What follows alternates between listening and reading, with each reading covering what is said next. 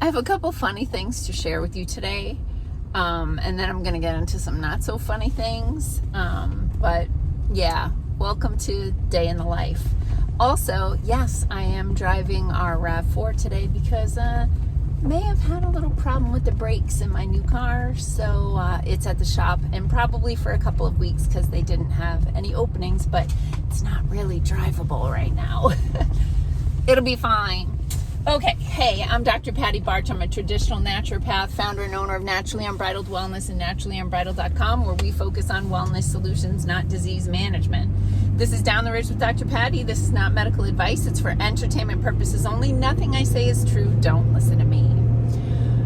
So if you follow me on social media, and more specifically, if you follow Naturally Unbridled Wellness on social media, you'll know that I put out these little reel videos that are like a minute long, and the vast majority of them are just informative and educational.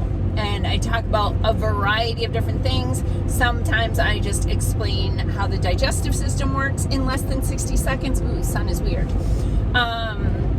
Sometimes I talk about different things in your house that could be toxic and why you should get rid of them and what you can replace them with. Just tips. So if you're not following Naturally Unbridled Wellness on Facebook, Instagram, and YouTube, go over and do that, because you're going to get actually even more content than Down the Ridge with Dr. Patty. And it costs me money to do those videos. I literally pay a marketing company I shoot the videos, 1-minute videos. I do like 30 a month, and they just do things like add the captions and the B-roll. So if I'm talking about gallbladder, they might show a picture of like an image where a gallbladder might be located, and they make them cool, right? And I pay for that, and mostly they're just free information. But the price that I pay, in addition to the money, is the haters, man. The haters come out in droves. So some of the contents that I get are things like, your voice is so annoying. Why do you have so much gray hair? But the things I get the most pushback on, and this has been consistent to the point that I am fascinated by the haters and their affinity for toxins. Because when I start pushing back on perfumes and fragrances, that's when the haters come out in droves. So yesterday on one of my reels, I had I think there were 4 or 5 comments. It was a fresh reel, and 3 of them were all supporting the chemical fragrances and how much they love them. And this has happened before, when I talk about fragrances and perfumes. So I don't know what's happening in the brains of people who have this affinity for toxic, volatile, organic compounds and other endocrine disruptors and carcinogens, but man, they do not like it when you call out the fragrances on their toxicity. All right, so moving right along. So yesterday we talked about how there's some potential flaws in the design of the genetic therapy that people received in order to put up a force field against a specific pathogen or germ, in that they replaced the uracil in the recipe with pseudouridine, which makes it very stable and difficult for the body to break down, and they never quite figured out when your body would stop making the pointy protein. Now, why is that a concern? Well, first of all, the pointy protein is inflammatory. It causes inflammation in the body, and chronic inflammation is a bad thing. It depletes your immune system of energy and diverts circulation, causes the release of molecules in your body that can have a detrimental effect. So you do not want to have chronic inflammation. The other thing that we discussed, alluded to, was that there's distribution of this compound throughout the body and an affinity for different types of cells. So you get different types of cells cranking out the pointy inflammatory protein. Now, why is this a problem? Well, we know that the pointy protein has an affinity, meaning it's attracted to the ACE2 receptor. ACE2 is ACE, which is an acronym for angiotensin converting enzyme. Angio means blood vessel. Tensin means stress or tension. So the receptor helps to control the tension in the blood vessel.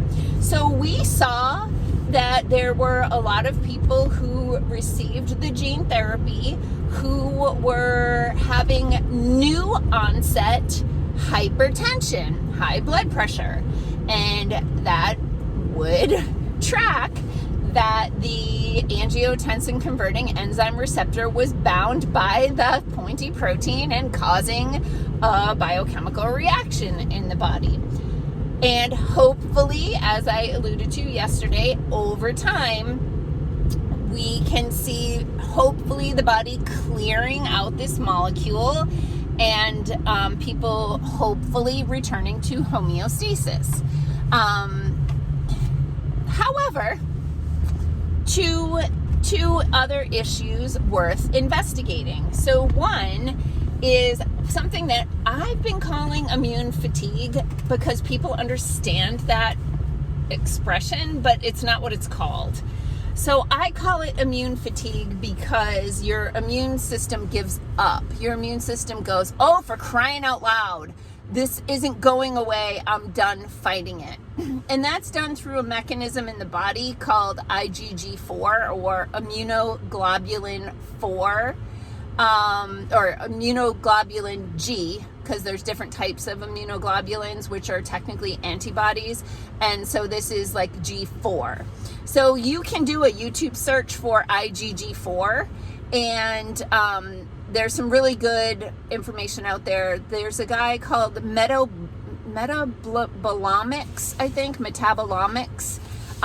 He's a Ph.D. scientist, and it was interesting to follow him during all of the stuff because I watched him as I watched other people in science and people in health wake up to the problems with this mechanism of action and start to really reveal some of their concerns. And some of these people have received the gene therapy themselves because at first they thought it was a good idea and now they know more.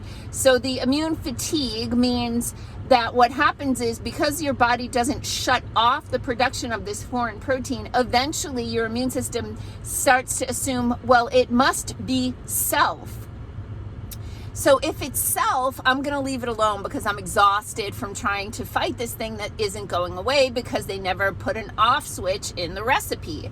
So what happens is when the people who receive the gene therapy who have developed immune fatigue get exposed in the world to that infection, again, their body doesn't try to fight it off because it has considered itself. That's a problem. Now, there's another problem that can happen with these recipes in that you ever make a recipe and you accidentally like miss a line or you use a tablespoon instead of a teaspoon, or you grab something from the shelf and you just grab the wrong thing, like the time I put in white pepper instead of garlic powder. Whew, yeah. So anyway, there could be problems with the recipe from the manufacturer because remember, good manufacturing practices were not required, but also there could just be a frame shift mutation or an insertion or a deletion, which these are common mutations that happen in genetic code that cause the body to make a different protein. Now, people who have been sticking their head in the rabbit hole for, what the long-term effects are of this gene therapy, have been seeing things about proteinaceous or protein-based substances clogging up the blood vessels. And I have firsthand knowledge. I guess it's technically secondhand knowledge because it's a person that I know that has given me really good information about this. But I'm at my time limit for the day, so I will be circling back to that. Well, bring on the haters.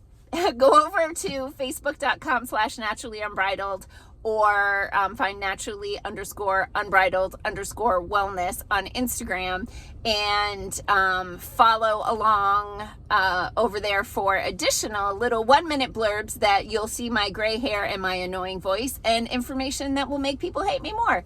Peace out, peeps. Have a healthy day.